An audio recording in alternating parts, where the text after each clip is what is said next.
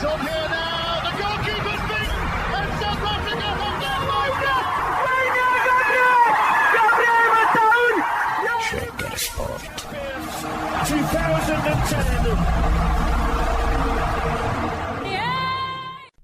ሰላም ጤና ይስጥልን እንደምናላችሁ የተከበራችሁና የተወደዳችሁ የሸገር ስፖርት ዊዝ አበበ ግደይ የዩቲዩብ ቻናል ቤተሰቦቻችን በያላችሁበት እጅግ አስደሳች ጊዜን እያሳለፋችሁ እንደሆነ ተስፋ እናደርጋለን። መልካሙን ሁሉም ለናንተ እንመኛለን። ታዲያ ይህንን ሸገር ስፖርት ዊዝ አበበ ግደይ የሚለውን የዩቲዩብ ቻናላችንን ሰብስክራይብ አድርጉት፣ የደውል ምልክቱን ተጫኑትና አዳዲስ ፕሮግራሞችን ስንለቅ መልእክት ይድረሳችሁ። ላይክ በማድረግ እንዲሁም ደግሞ ሊንኩን ለሌሎች በማጋራት በተከታዮች ቁጥር እንድንበዛ የምንሰራቸው ፕሮግራሞችም ብዙ ሰዎች ጋር እንዲደርስ የምታደርጉትን ጥረት አጠናክራችሁ ቀጥሉ እንላለን። እስካሁን ላደረጋችሁልን ድጋፍ፣ እገዛ እና እኛን ለማንቃት ለሄዳችሁት ርቀት በሙሉ ምስጋናችን ትልቅ ነው። በጣም እጅግ በጣም አድርገን እናመሰግናለን። የሳምንቱ መጨረሻ ተጠባቂ ጨዋታዎችን በተመለከተ ዛሬ ምሽት የሚደረገው የማንቸስተር ሲቲ እና የብሬንትፎርድ ጨዋታ ሌላ ትልቅ ትኩረት ከተሰጣቸው የፕሪሚየር ሊጉ ጨዋታዎች መካከል የሚጠቀስ ነው። ምክንያቱም እዚህ ጨዋታ ላይ የሚፈጠረው ነገር አርሰናል ከመጫወቱም በፊት ቢሆን በጣም ወደ ዋንጫ ሊያቀርበው እንደሚችል ይገመታል። ማለት ማንቸስተር ሲቲ ነጥብ የሚጥል ወይንም ደግሞ የሚሸነፍ ከሆነ ያ ይሆናሉ የሌላ ነገር ነው። ግን ከተሸነፈለት ማንቸስተር ሲቲ ለአርሰናል ዋንጫ ለማሸነፍ ማቃረብ ብቻ ሳይሆን በሜዳው በኤምሬትስ ስቴዲየም ባለ ዋንጫ የሚሆንበትን አጋጣሚ ነው የሚፈጥርለት። በነገራችን ላይ ከበርንሌ ጋር በባዳ ሜዳ ከምትበይ ዋንጫውን በራስ ሜዳ ይሄ ሁሉ ደጋፊ 22 ዓመት የቆየው ደጋፊ ባለበት በሚገርምና በተለየ ድባብ በርንሌን አሸንፎ ዋንጫ ማሸነፍ የሚችልበትን እድል ሊሰጠው ይችላል። በጣም ይሆናሉ። ሌላ ነገር ነው። ግን ደግሞ አሁን የአርሰናል የደጋፊዎቹ ጉዳይ በጣም ጠንካራ ቦንድ እየተፈጠረ ነው ከተጫዋቾቹ ጋራም ይባላል። አሁን በሻምፒየንስ ሊግ የነበረው ነገር ከዛ ጨዋታው ከመደረጉ በፊት ከአትሌቲኮ ማድሪድ ጋራ በስቴዲየሙ አካባቢ በጎዳናዎች ላይ የነበረው ነገር አርቴታ ራሱ እንዲህ አይነት ነገር አይቻል አቅም ብሎ ተገርሞ አስተያየት እስከሚሰጥበት ማለት ነው። እና አንድም የአርሰናል ወቅታዊ ሁኔታ ደጋፊዎቹን ወደ ስቴዲየም በመመለስም ረገድ ትልቅ አስተዋጽኦ ያለው ነው እና እንዲህ አይነት ስሜት በተፈጠረበት ሁኔታ በሜዳው ዋንጫውን የሚያነሳ ከሆነ የተለየ ሴሌብሬሽን እንደሚኖር ምንም ጥርጥር የለውም። ግን የዛሬውን የማንቸስተር ሲቲን እና የብሬንትፎርድን ጨዋታ በተመለከተ በጣም ይጠበቃል። ማንቸስተር ሲቲ ያልተጠበቀ ነጥብ መጣል ነው ከኤቨርተን ጋር የነበረው። ግን አሁንም ቢሆን በቀሪዎቹ ማንቸስተር ሲቲ 4 ጨዋታዎች አሉት። በእነዚህ በ4 ጨዋታዎች የሆነ ጊዜ ላይ ነጥብ ሊጥል ይችላል የሚል እምነት አለ። ይሄ አንድ መነሳት ያለበት ነገር ነው። ይሆናል ወይ አንተ ምን ታስባለህ? እዚህ ላይ አስተያየት ብትሰጥበት ደስ ይለኛል። ሌላ ደግሞ የዛሬው ጨዋታ ላይ የኤርሊንግ ሃላንድና እንደዚሁም ደግሞ የኢጎርም ጉዳይ አብሮ የሚነሳ ይመስለኛል። ምክንያቱም ኢጎር ቲያጎና ኤርሊንግ ሃላንድ የፕሪሚየር ሊጉ ዋንጫ በተመለከተ ሳይሆን የጎል ማግባት ኮከብ ግብ አግቢነትን በተመለከተ እየተፎካከሩ የሚገኙ ናቸው። ኤርሊንግ ሃላንድ 25 ጎል አለው። በእርግጥ የኢጎር ደግሞ 22 ጎል አለው። የ3 ጎል ልዩነት ነው ያለው። የቀሪዎቹ ጨዋታዎችን ታሳቢ በማድረግ በእያንዳንዶቹ ጨዋታ ላይ ደግሞ ብሬንትፎርድ ጋር ሆኖ ኢጎር ቲያጎ ጎል የሚያስቆጥርበት ሁኔታ በጣም ሰፊ የሆነ ስለመጣ ያንንም ስለተከታተልን በዚህም ሂደት ውስጥ የራሱን የሆነ አስተዋጽኦ ሊያበረከት ይችላል። የእነዚህን 2 ተጫዋቾች ፍክክርም የምናይበት ጨዋታ ነው ተብሎ አስተያየት ይሰጣል። ፔፕ ጋርዲዮላ ምን አይነት ውሳኔዎችን ይወስናል? ከተጫዋቾች አስተላለፍ ከዋንጫ ፍክክሩ ጋር በተያያዘ ሌላ የሚነሳ ነጥብ ነው። ምክንያቱም ፔፕ በዚህኛው የውድድር ዓመት ከማንቸስተር ሲቲ ጋራ የሚለያይበት እድል እንደሚኖር በጣም እየተዘገበ ነው የሚገኘው። የውድድር ዓመቱ መጨረሻ ላይ የፔፕና የማንቸስተር ሲቲ ጉዳይ አብሮ የሚያልቅ ነው ተብሎ ይጠቀሳል እና ካለ ዋንጫ እንዲሆን አይፈልግም።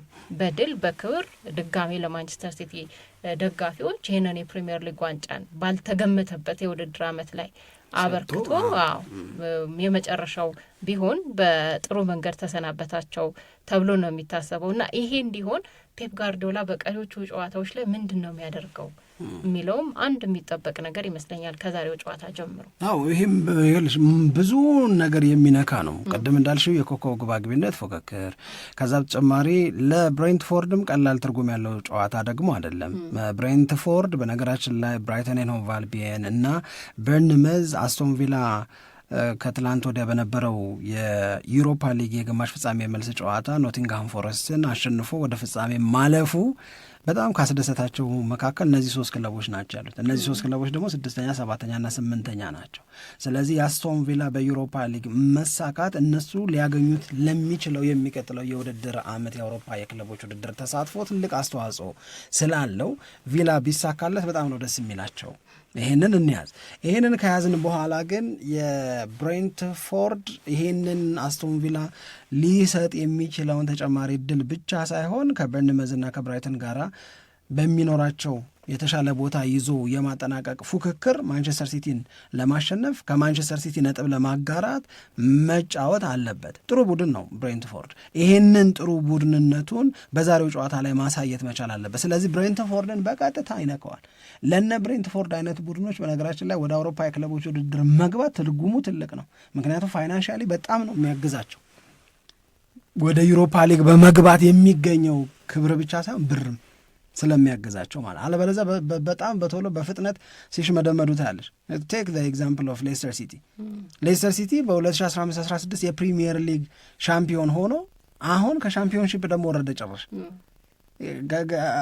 ይወዝ በጣም ከባድ ስሜት ነበረ እኮ እኔ እንዴት እንደተሰራ ባላስታወስም እሱም ፕሮግራም ግን ሌስተር ሲቲ ከሻምፒዮንሺፕ ወርዶ ጭራሽ አዘቅት ውስጥ ሲገባ ስትመለከችው ፋይናንሻሊ ስቴብል ለመሆን በእግር ኳስ ውጤታማ እየሆንሽ መቀጠል አለብሽ። አርሰናልን ሰሞኑን የምናነሳው ምንድን ነው? የፕሪሚየር ሊጉ ሀብታም ክለብ ሊሆን ነው ይሄ ቡድን እየተባለ ነው። ምክንያቱም በፕሪሚየር ሊግም እየተሳካለት፣ በቻምፒዮንስ ሊግም እየተሳካለት፣ ቻምፒዮንስ ሊግ ፋይናሉን ከመጫወቱ በፊት 120 ሚሊዮን ፓውንድ እያገኝ፣ በፕሪሚየር ሊግ እንደዛው ኮንሲስተንትሊ ሁለተኛ እየወጣ ነው። ዘንድሮ ዋንጫ ሊያሸንፍ ይችላል። እነዚህ ሁሉ ነገሮች እየተጠራቀሙ ለሚቀጥለው የስኳድ ግንባታ የሚያግዝ ነገር እየተገኘ ነው ካልን ለነ ብሬንትፎርድ ደግሞ እንዲህ ያለው ማለፍ ወደ ቻምፒዮን ወደ ዩሮፓ ሊግ ገባሁ በሚል ለመደሰት ብቻ የምትፈልጊው አይደለም። ለተሻለ ቡድን ግንባታ እና ለበለጠ ውጤታማነት የሚያዘጋጃቸው ነው። ሲቲን የሚገጥመው ፈተና ቀላል አይደለም። ላይክ ለምሳሌ ቅድም ስናነሳ ዌስትሃም ዩናይትድ በህይወት ለመቆየት በፕሪሚየር ሊጉ አለሁበት ለማለት ለሚቀጥለው የውድድር ዓመት ለአርሰናል ቢግ ቻሌንጅ ነው ካለን ለብሬንትፎርድ ለማንቸስተር ሲቲም ይዞ የሚቀርበው ፈተና ቀላል አይደለም ነው። ማንቸስተር ሲቲ ይሄ ጨዋታ ለሱ በጣም ትልቅ ትርጉም አለው። በምን ምክንያት ያልሽኝ እንደሆነ በቀጥታ ዋንጫውን ለማሸነፍ እና አርሰናል ላይ ጫናውን ለማበርከት ሲቲ የራሱን ጨዋታ ብቻ አሸንፎ አይበቃውም። ይሄንን አረጋግጠናል ከኤቨርተን ጋር 3-1 ከወጣ በኋላ። ሲቲ እያሸነፈ የአርሰናልን መሳሳት ነው የሚጠብቀው። የአርሰናልን መሳሳት ይበልጥ ለመጠበቅ ነገ ነው የተሻለው ቀን። ዌስትሃም ዩናይትድ አስቸጋሪ ቡድን ነው፣ ቢያንስ ነጥብ ያስጥላል። ዌስትሃም ዩናይትድ ሊያሸንፍ ይችላል። ለምን ሰርቫይቫል ጥያቄ ውስጥ ነው ያለው እያለ አይደል ብዙ ሰው አስተያየት የሚሰጠው። ስለዚህ ሰርቫይቫል ጥያቄ ውስጥ ካለው ከዌስትሃም ጋር ከሜዳ ውጪ ግን ደግሞ ለአርሰናል በሚደረገው ጨዋታ ብሬንትፎርድን አሸነፈሽ ከቻልሽ ጨምር ያደረገ አግብተሽ አርሰናል እነዚህ ሰዎች መጡ ተመልሰው አይነት ስሜት ውስጥ እንዲገባ ማድረግ ይገባል። በዛ ውስጥ ነው ትርፍ ያለው ለማንቸስተር ሲቲ። ኦፍኮርስ የኮከብ ግባግቢነት ምናምን ያለው ነገር እንደተጠበቀ ሆኖ ግን ይሄ ጨዋታ ለማይጫወተው ለአርሰናል ያለውን ደግሞ ትርጉም እኔ እንዴት እንደምወደው ልነግርሽ አልችል። ነገርኩሽ፣ በቃ ቅድም ያልኩትን ነው ደግሜ የምለው። የኤምሬትስ ስቴዲየም የዘንድሮ የውድድር ዓመት የመጨረሻ ጨዋታውን የሚያስተናግደው ከበርንሌ ጋር የሚደረገውን ጨዋታ ነው። አንድ ጨዋታ ብቻ ነው የቀረው ኤምሬትስ ላይ። አርሰናል ሌላ ምንም ጉዳይ የለው። ያ የኤምሬትስ ስቴዲየም የውድድር ዓመቱ የመጨረሻ ጨዋታ ዋንጫ የሚቀበሉበት እንዲሆን የዛሬው ጨዋታ በጣም ትልቅ ትርጉም አለው። ይኸውልሽ ለሲቲ ያለውን ፋይዳ አስረዳሽ፣ ለብሬንትፎርድ ያለውን ነገር አነሳ፣ ለሃላንድና ለኢጎር ያለውን ነገር አስረዳን።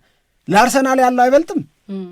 የምሬን ነው የምነግርሽ። እኔ በጣም ለብዙ ዓመት ለጠበቀው ደጋፊው በጣም ረጅም ዓመት ለለፋው አርሰናል ባለፉት 3 ዓመታት ሁለተኛ ወጣህ፣ ሁለተኝነት ይበቃሃል፣ በሁለተኝነት መደሰት እየተደሰቱ መስከር የሚባል ነገር የለም። ዋንጫውን አምጣ ለተባለው አርሰናል ዋንጫውን ይዞ ሲመጣ በክሪስታል ፓላስ ሜዳ ይሁን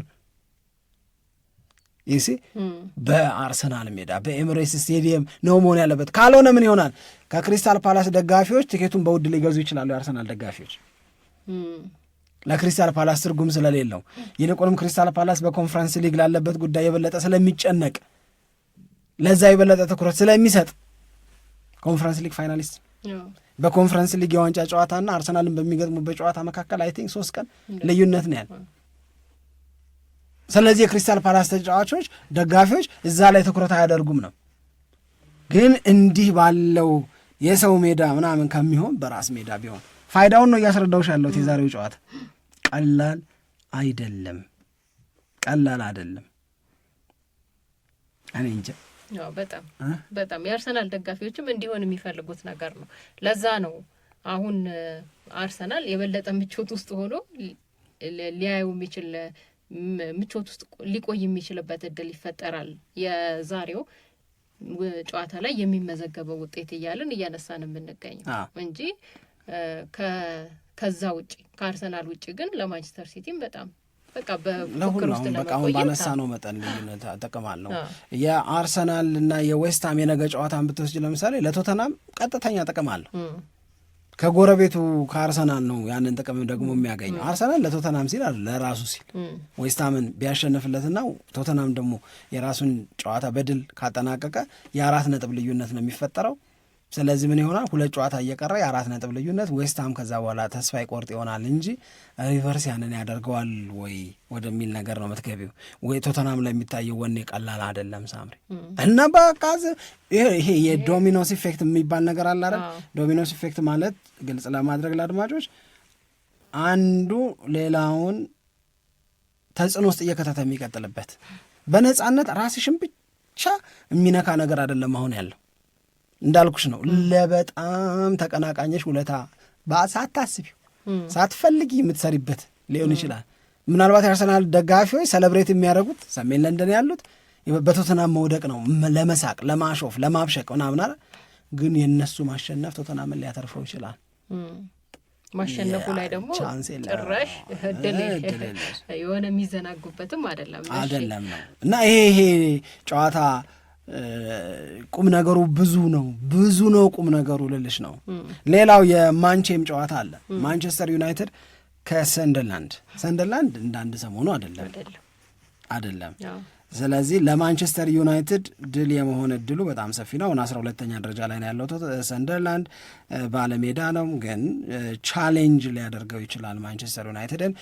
ማንቸስተር ዩናይትድ ቤት ውስጥ የስራ ጨርሰናል ስሜት ካለ በተለይ ቻምፒዮንስ ሊግ ጋር ነው የሚፈለገው። ያው በቃ ሰጠናቸዋል ምናምን ከሆነ ግን ለብሩኖ ፈርናንዴሽ ደግሞ ሮፐሎ እስቲ የሆነ ነገር በይ። ትልቁ የማንቸስተር ዩናይትድ ጨዋታን ከዚህ በኋላ የምንከታተልበት አንደኛው ምክንያት ወይም በየጨዋታዎቹ ላይ ቢሆን በጣም ደስ የሚላቸው ብዙ ሰዎች የብሩኖ ፈርናንዴዝን ሁኔታ ማየት ነው። ምክንያቱም ባለፈው ከሊቨርፑል ጋር በነበረው ጨዋታ ላይ አንዳንድ ሰዎች አሲስቱ ለብሩኖ ፈርናንዴዝ መመዝገብ ነበረበት የሚል አቋምም ነበራቸው፣ አስተያየትም ሲሰጡ ነበረ። እኮ አለመመዝገቡ ልክ ነው፣ ግን የሚመዘገብበት እድል አግባብ ስላልሆነ ወይም ስለሌለ ህጉ እንደዛ ስለማይ ለብሩኖ ፈርናንዴዝ አሲስት ሲባል ዲፋይን ሲደረግ ሲተረጎም ራስሽ ሲሰጪው ነው እንጂ በረኛን ሲሰጠውም ያዞሮ ዞሮ እሱ ነው ስጠው ምናምን አይባልም። እንደዛ የለም። ስለዚህ አሁን በሪከርድ መጋራትና ሪከርድ መስበር መካከል ነው ብሩኖ ፈርናንዴዝ ያለው። እኔ ሁለቱንም ያደርገዋል ብዬ ነው ማስበው። ይጋራል ይሰብረዋል ብዬ አስባለሁ። ግን አሁን ዛሬ ላይ ያለው ደስ ይለኛል በጣም እንጂ በጣም ለብሩኖ ፈርናንዴዝ ይገባዋል በደንብ። አሁን ዛሬ ላይ ያለውን ነገር ነው የተናገርኩት እንጂ ቀጣዮቹ ጨዋታዎች ላይ በአንድ ጨዋታ ሁለትም እንደዚህም አሲስት ሲያደርግ ስለነበረ አሁን ግን እየተጨነቀ ስለመሰለኝ ምናልባት ነጻነቱን ሊያጣ ይችላል። አሁን የማድረግ ፍላጎቱ ስለጨመረ በነዛ ነጻነቶች ውስጥ የነበረውን ውበትና ውጤታማነት ሉዝ እያደረገው ከመጣ ኢትስ ዲስአድቫንቴጅ ለራሱ መልሶ የሚጎዳው ነው የሚሆነው። በነጻነት ግን የዛሬው ጨዋታ ላይ ሰንደርላንድ ላይ ዋን ፕላስ የሆነ አሲስት ካደረገ አለቀ።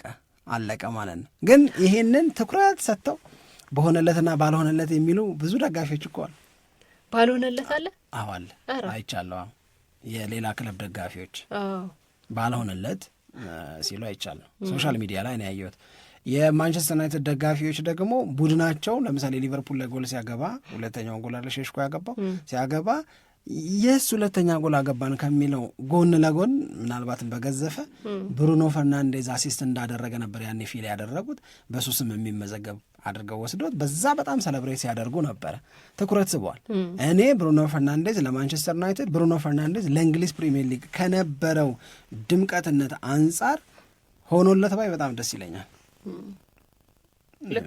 በቃ ሁለተኛው ደግሞ እኛም እያለን አለ ኳስን በደንብ እንደዚህ ምናምን ኢንጆይ በምናደርግበት ሰዓት ላይ ሪከርዶች ሲሻሻሉ ምናምን ማየት ደስ ይላል እኮ። ሄነሪ በነበረበት ጉብዝና ሄነሪ ማድረግ የቻለውን አሁን ከዛ በኋላ የመጡ ተጫዋቾች መብለጥ ሳይችሉ መቅረት ለእኛም እኮ ባለህበት ሄድ ነው የሚሆነው። ግን የብሩኖ ፈርናንዴዝ የሆነ የሪከርድ መጋራት ብቻም የሆነ ኤክሰፕሽናል ነገር አለው አይደል? አሁን ለምሳሌ ኤርሊንግ ሃላንድ በፕሪሚየር ሊጉ በመጣ የመጀመሪያ ውድድር ዓመት ብዙ ጎል እያገባ ሪከርዶች እንደዚህ እየሰበረ ነበር። እንዲህ አይነት ምኞቶች አልነበሩ አይደል? በሆነለት ኤርሊንግ ሃላንድ ይሄኛውን ሪከርድ ባሻሻለ ምናምን የሚል ብዙ ምኞት የለም። ወሬ ልጅ ወዴት እየሄደ ነው? እኔ ግን ነበር እኔ ታሪክ ሲሰራ ማየት ደስ ይለኛል። ግን ይለያል ብዬ ነው የብሩኖ ፈርናንዴዝ አይደለም። እሱን ነው ለማስቀመጥ የፈለኩት። እዚህ ላይ ግን በጣም ምኞት አለ የማንቸስተር ዩናይትድ ደጋፊ ያልሆነም ጭምር። በቃ ብሩኖ ፈርናንዴዝ እንደሚገባው ብዙ ሰው ያምናል። ለምሳሌ አንዳንድ የአርሰናል ደጋፊዎች ያ ክብር በሄነሪ ስም ቢቆይ ደስ ይላቸዋል። ቲቲ በቃ እንወደዋለን፣ የአርሰናሉ ተጫዋች ሄነሪ ኖሪ በዚህ ረገድ ባለ ሪካርድ ነው መባሉን ይወዳሉ። የማንቸስተር ሲቲም የኬቨን ደብሮነ ስለሚጋራ ግን ከዛ ባሻገር ይመስለኛል ብቻ ነው የሚሰማኝ ስሜትም የብሩኖ ፈርናንዴዝ አገልግሎት ያበረከተው ነገር ብዙ ነገሩን ስታስበው ከዛ በላይ ነው። የሆነ ዛሬ ይሆንለታል ብለሽ ታስቢያለሽ? ደስ ይለኛል ቢሆንለት። ሲሆንለት የሚሰማሽን ይሻወቅን ይሆንለታል ብለሽ ታስቢያለሽ? ይሆንለታል፣ ቢያንስ ሪከርዱን ይጋራል። ከዛ በኋላ በሚቀጥሉት ሁለት የማንቸስተር ዩናይትድ ጨዋታዎች ደግሞ የተለየ ነገር ይኖራል ብዬ ነው የምገምተው። አንድም ከኖቲንጋም ፎረስት ሁለትም ከብራይተን ጋራ ነው የሚቀጥሉት። እሱ አለ። ግን አንድ ነገር ልጠይቅ፣ አሁን ነው የመጣልኝ። የ5 ጨዋታ የማሸነፍስ ጉዳይ ተረሳለም?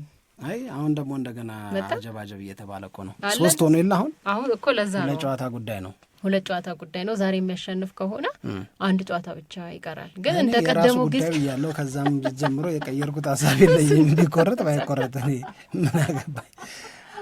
ጸጉር ስለሌለኝ አይደለም ነው አይደለም። ግን ይመስላልለት ራሴ ቶሎ ግን ላይ አረኩ። የራሱ ጉዳይ ቢቆረጥ ባይቆረጥ የሚለው ላይ አልቀዘቀዘብህም? ኢሹ ይቀዘቅዛል እንጂ አንደኛ ይኸውልሽ ጠርቀም ሲል ነው የሚመጣው። ለምሳሌ መኝኛ አሁን ሰንደርላንድን ዛሬ ቢያሸንፍ ማንቸስተር ዩናይትድ ከኖቲንግሃም ፎረስት እና ከብራይተን ከመጫወቱ በተለይ ከኖቲንግሃም ፎረስት ከመጫወቱ በፊት ይነሳል፣ ይሄ ኢሹ ይነሳል። ኖቲንግሃም ፎረስትን በኦልትራፎርድ ነው አይደል? በቃ እዛ ጠርቶ ካሪክ ቢላቸው ሁሉ ደስ ይለኛል። እና ይሄ ኢሹ ባይለምድ ብሎ ማለት የሆነ ሮንግ የሆነ ነገር ወሰደልሽ። ለእኔ ነው መነግርሽ፣ ግን ያው እንኳን ሆነለት። እሺ በጣም እናመሰግናለን። የቅዳሜ የእሁድ ጨዋታዎች የምትዝናኑበት እንዲሆንላችሁ እንመኛለን። ኢትዮጵያ ለዘላለም ትኖር።